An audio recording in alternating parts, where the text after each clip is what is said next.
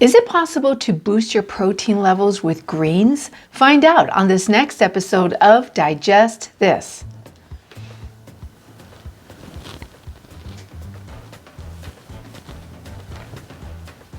Welcome to Digest This, the show that helps you revolutionize your digestive health. Here are your hosts, Dr. Liz Cruz and Tina Nunziato. Hello, and welcome to Digest This. I'm Dr. Liz Cruz, and I've got Tina Nunziato sitting right by my side. If you're watching us on YouTube, we welcome you, and we're so excited that you're joining us for this episode. Those of you that are new listeners, welcome. Please check out our library of podcasts. We have hundreds, literally, now I can say hundreds of episodes out there in our library. And if you're one of our regular listeners, we thank you and we appreciate that you have been on this journey with us. So, what about greens and protein? You know, it's pretty common out there when somebody is trying to boost up their protein levels. It's very common for me to hear from patients, and I'm sure you hear it too. I need to eat more meat. I need to eat more red meat. I need to eat more chicken, just boost up my protein levels. But did you know that you could boost up your protein levels with greens? It's pretty amazing. Yeah, it's pretty amazing. There are actually a ton of greens out there, and there are some that rank higher than others as far as the quantity of protein in them. And greens are just so packed with great, rich antioxidants and anti-inflammatory type of chemicals, plant chemicals. They're so good for you. But who would have known that they have protein? Who would have known that there's protein built into the greens, those greens? Like, it's just hard to imagine. I mean, I've always, growing up also, I always felt like we need to get our protein from meat. I mean, we ate meat when we were growing up. There were periods of time where we were vegetarian, but for the most part, I mean, there was always some form of a protein. Even a veggie meat. A veggie meat, yeah. Exactly, a veggie meat. And yes, and it was usually, chicken or fish or red meat. But the reality is that there are a ton of greens that have awesome protein levels from which you can get your protein from on a daily basis, and you can get enough protein. All right. I mean, there's actually bodybuilders who are plant-based. All right. And I've seen bodybuilders as patients. I've read articles about bodybuilders and how they were on a plant-based diet, no meat, and how they were able to build up their muscle mass similar to somebody who was eating meat. All right. So Tina found an article that talked about the top 10 greens that are the highest in protein. And so we thought it would be really fun and a really great episode to talk about this, because we get asked about this all the time. Yeah, I'm actually surprised we haven't talked about it more. I looked back because I remember doing something on greens and protein, and it was 2014. Wow. Was the last time you and I talked about greens and protein. And it was a podcast that we specifically titled Greens Have Protein Too. But I think we were just talking about greens in general. Today we wanted to talk about the top 10 greens that can boost your protein and talk about the percentage of protein in each of these greens. So the very first one is watercress. Watercress. So most of these are going to be green leafy vegetables. Okay. I did not grow up eating green leafy vegetables. I don't know if you did.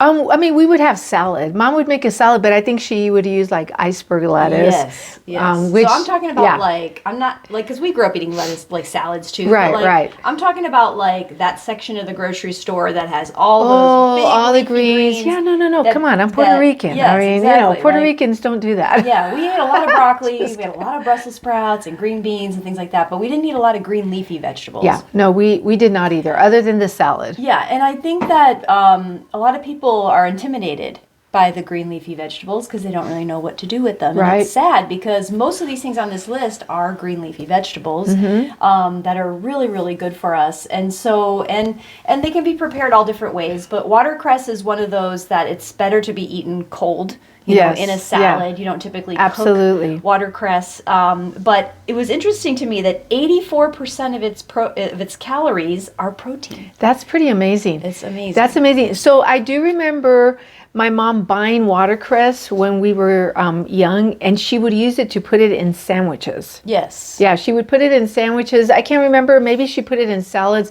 And I remember it had a little bit of just a very, very, very faint bitter taste to it. But, you know, Mom would say it's good for you. So, you know, eat it. Eat your watercress. Eat your watercress. Yes. So, and actually, you don't want to boil it or steam it because you're actually going to lose a lot of its antioxidant and the anti-inflammatory properties. And you want that, okay? I mean, one of the biggest benefits of eating greens are the chemicals in the plant compound, the chemical compounds in the plant that are antioxidants, that are anti-inflammatory. That's what you want.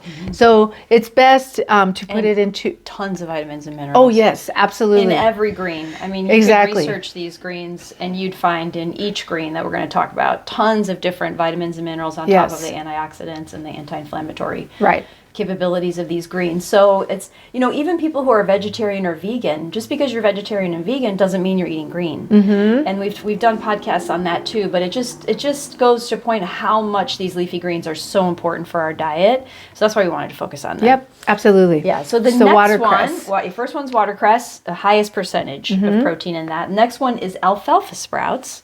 Again, one that you would normally not cook, put in salads or sandwiches, things like that. But that one had the highest protein content, actually. So 4 grams of protein in a 100-gram serving, which is a good amount of protein. That is pretty significant. But 69% of the calories in alfalfa are protein. Okay. So just, again, a really nice... but you know, that's the thing. Like still, I'm like, my mind is just amazingly boggled that watercress and alfalfa sprouts. Alfalfa sprouts. Yes. High in protein. Yes. You wouldn't think about it. No, you wouldn't. And how easy is it to just pick these little boxes of these, you know, the sprouts and watercress at the store in the produce and put them in your sandwiches? I mean, who doesn't eat sandwiches? Yeah. Or salads. Or your salads. Yeah. Right. Exactly. Yeah. Third one is spinach. That one is 50% of its calories come from protein. That's pretty awesome. We eat a lot of spinach. Yes, we do. In our house. We put it in smoothies. I love it in soups, obviously salads. You can put it in stir fries. Spinach is so great. Yes, like that. yes. And typically I like buying the box spinach that's already been washed and cleaned because when you buy the spinach as a chunk, you know, just with there's the a lot rubber of band around it, there's a lot it. of dirt in there, and you have to clean it like 6 times for all the dirt to get out. But if you buy a box, it's already pre-cleaned. It's really nice, and it's definitely easy to use for smoothies and stuff like that. Yes, absolutely. So that's number 3. Number 4 is actually one of our other favorite greens that we love to eat, which is bok choy. Oh, I love bok choy. Yes, bok choy is one of our favorite things. We put it in soups. We stir fry with it, especially on like our Chinese nights. Is that considered Chinese cabbage? It is is. that okay? That's Yeah, a Chinese it's cabbage. Chinese cabbage, Okay, yeah. bok choy, so good. Yeah, but 46% of its calories come from protein, That's awesome. which is awesome. Yeah. Yeah. Again, but a really nice, but it's like a mild green. I like it because it's very mild. It doesn't taste super, super greeny. Right. Like kale tastes very green to me, right? Yes. Like bok choy, not as much. Like it's very mild green. I'm just laughing because the other day we made a smoothie, and I think it was a weekend, and Tina and I decided let's make a smoothie, and we put a ton of kale into it. And our daughter later on was hanging with us, and we had just finished drinking our smoothies, and she was like, "Your breath stinks like weed." Weed. like weed. I'm Well, like, I guess we are kind of drinking yeah, I was like, weeds. well, first of all, how do you know what weed smells like? But yeah, she was like, your breath smells like weed, both of you. And yeah, so we were just laughing. Actually, that was at the cheer competition last weekend. That's how we start our day. We start our day drinking weeds, pretty much. Not weed, but weeds. Weeds. Yes. So number 5 is one of your favorite vegetables. Yes, asparagus. Asparagus. So good. Yes, we eat asparagus probably once a week because Dr. Cruz loves it. I love it. Yeah. Back in the day, before we even started our journey on our wellness, so it's been what, like 16 years now. I mean, I would buy asparagus, the canned asparagus. I would eat it like every other day. Like candy. I would take it Eat it with me to cold. work. I'd pull it out and just eat it. So good. So good. Yeah, we don't buy canned asparagus. No. Yeah, always No more. fresh. Yeah, always fresh. organic. But yeah, 44% of its calories come from protein. Yes. And asparagus is one that you definitely want to steam. Yes. I don't. Yeah, I mean, people grill it, they Yeah. steam it, they bake it. I don't think I would eat it raw. I mean, you can. Yeah. But yes, you want to steam or grill it. Yeah, and you know what I like to do with the leftover asparagus we don't eat? Is I'll chop it up the next day and put it in our salad cold. Oh, there you go. It's a really great way to Yeah. repurpose asparagus. Yes. Anyway, moving on to number 6 is mustard greens. Mustard greens. So wait a minute. Where in the produce do you find mustard It's greens? there Is it with like a all little the green leafy But is it like a vegetables. bunch of something? What does it look like? Yeah, it kind of looks like Cilantro? No, it kind of looks like between kale and red Swiss chard. Swiss chard. Okay. It All right. kind of- And I know it has like a mustardy taste from what Yeah. I've read, but I don't think that we've ever eaten I mustard usually greens. don't get mustard Yeah. greens. Okay. You're going to have to get it this week. Stir fried, yeah, because we eat so many other types of greens. It's Yeah. the one I have gotten it a couple times, but it's not one of my favorite greens. But it's another one. 42% of its calories come It's from awesome. protein. Yeah. And then we've got collard greens, which we do eat a lot of collard greens. I probably get collard greens at least once every other week. But again, steaming those, stir frying with those. You can even put collard greens in soups are really good in right. stews. But 38% of their calories come from That's pretty our darn good. protein. Yeah. And then number 8 is another one we eat a lot, which is broccoli. Broccoli is one of those amazing cruciferous vegetables. 33% protein is 33% of its calories. But just love broccoli. Yeah. Kids love broccoli. We steam it. You can bake with it. You can put it in soups. Again, very versatile. You can Steam, you can eat it drizzle a raw. little olive oil, a little sea salt. So good. Yeah, and you can also eat broccoli raw Sure. in salads. So it's just very versatile. Number 9 is Brussels sprouts. So that one is, we typically steam or bake. our Yeah, Brussels roast. sprouts. Yeah, Here, I like to take them and chop them in half. Yeah. Like stick them in a bowl, put some olive oil and sea salt and pepper, and then put them in a pan and just roast them. Roast them up. So good. Yeah, they're so delicious. Yeah, they are. Sometimes if you make them just right and you roast them, they almost taste like candy. Yes. Yes. It's like healthy candy. Yeah. I don't know, the other day we made it with sweet potatoes. And we roasted sweet potatoes with Brussels sprouts. And it literally tasted like we were eating candy for dinner. Yeah. It was awesome. It was Maybe awesome. that's just our taste buds like getting used to healthy foods. Perhaps. I don't know if some people Perhaps. would think that sweet potatoes and Brussels Yeah. sprouts taste like candy. But to us it did. Yeah, and a really nice combination, by the way. Nice meal. Those sweet potatoes and the Brussels sprouts that you've put olive oil and salt, so you've got the sweetness of the sweet potatoes. Like, yeah. I think we're hungry. Yes. Anyway, the last one is cauliflower.